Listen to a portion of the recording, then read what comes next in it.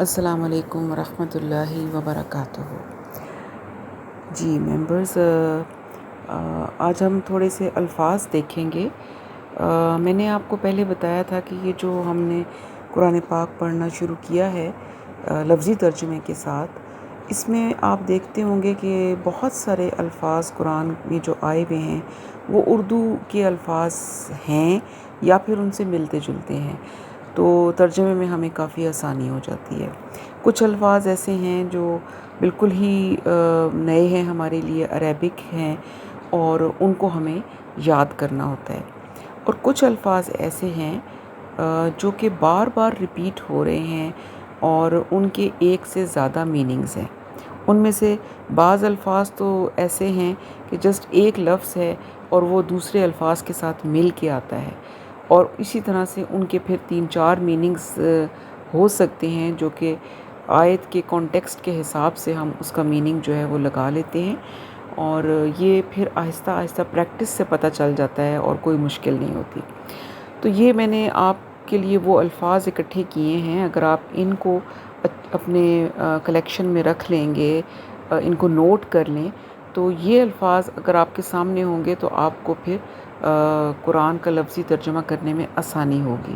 اس میں آپ کو رٹا لگانے کی ضرورت نہیں ہے، بس آپ کو پتہ ہو، آپ کے سامنے ہو کہ یہ وہ الفاظ ہیں کہ جو کہ قرآن پاک میں بہت بار ریپیٹ ہوں گے، اور جو میننگز ان کے دیے گئے ہیں یہی میننگز ان کے ہوں گے، ان میں سے کوئی ایک میننگ فٹ ہوگا۔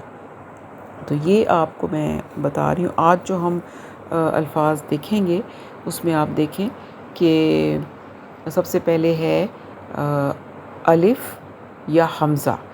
جب الف کے اوپر کوئی حرکت نہیں ہوتی تو اس کو ہم الف پڑھتے ہیں، اور جب اس کے اوپر کوئی حرکت آ جاتی ہے تو پھر اس کو ہم حمزہ پڑھتے ہیں۔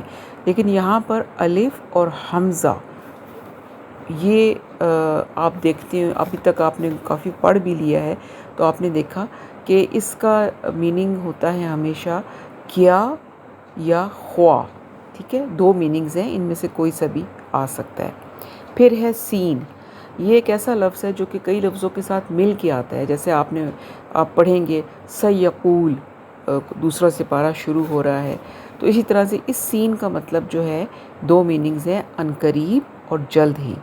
تو سیقول میں آپ دیکھیں سین کا ہم میننگ کریں گے جلد ہی یا عنقریب، یقول وہ کہیں گے، یا وہ ہے اور قول یعنی سے نکلا ہوا ہے وہ کہیں گے، تو سین کا مطلب آپ کو الگ سے پتہ ہوگا تو میننگ کرنے میں بہت آسانی ہو جائے گی۔ پھر ہے کاف۔ کاف جو ہے یہ بھی اس کا مطلب تیرا، تجھ سے، تم، اور جیسے، یا جیسے ہم کہتے ہیں نا مانند، جیسے بھی ہوتا ہے اور مانند۔ واو کا مطلب کیا ہے؟ اور، حالانکہ، اور کچھ دفعہ اس کا مطلب ہوگا قسم، یعنی اس کو ہم واو قسمیہ کہتے ہیں۔ پھر ہے یا، چھوٹی یہ، جس کو یا متکلم بھی ہم پڑھتے ہیں، اور یہ بھی لفظوں کے ساتھ مل کے آتی ہے، اور اس کا مطلب میرا، مجھ سے، میری، اس طرح سے ہوتا ہے۔ پھر ہے ان، یہ کہ، بل، بلکہ، لن، ہرگز نہیں۔ لن کا مطلب جو ہوگا نہیں ہوگا، بلکہ فورسفلی جب کہا جاتا ہے نا، ہرگز نہیں۔ پھر ہے با اس کے 3 میننگ ہو سکتے ہیں، ساتھ، پر، سے، جیسے ہم پڑھتے ہیں بسم اللہ، ساتھ، اسم، نام، یعنی بسم اللہ، اللہ کے نام کے ساتھ، تو اس طرح سے یہ لفظ آتا ہے۔ پھر ہے فا۔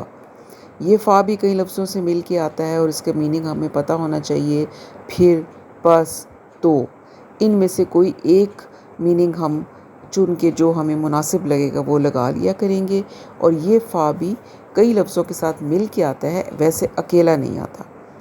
لام، یہ بھی لفظوں کے ساتھ مل کے آتا ہے، اس کا میننگ کیا ہو سکتا ہے؟ کے لیے، واسطے، البتہ، یقیناً، یہ تمام الفاظ جو ہیں اس کی میننگ ہو سکتے ہیں، اور ان میں سے کوئی ایک جو ہے وہ ہم لگائیں گے، جب آپ ترجمہ کریں گے تو آپ کو پھر سمجھ آ جائے گی۔ پھر ہے ہا۔ ہا کا مطلب کیا ہے؟ اس کا، اپنا، اس کا یا اپنا۔ ال، یہ الف لام ال ہے، جو کہ اس کا مطلب تمام بھی کیا جاتا ہے، اور کسی بھی اسم کو معرفہ بنانے کے لیے اس سے پہلے ال آتا ہے۔ یہ بھی آپ کو میں نے جو گرامر کے ٹپس بتائے تھے اس میں نے آپ کو بتایا تھا۔ ام یا، ام کا مطلب ہوتا ہے یا۔ من کا مطلب ہوتا ہے جو۔ پھر کون بھی مطلب ہوتا ہے، زیادہ تر جو اور کون ہی ہوتا ہے۔ پھر ان کا مطلب ان سے، متعلق، بارے میں، ان میں سے کوئی سا بھی ایک میننگ جو ہے وہ آپ لگا سکتے ہیں۔ تو اسی طرح سے اور بھی الفاظ ہیں جو میں آپ کو آہستہ آہستہ بتاتی رہوں گی۔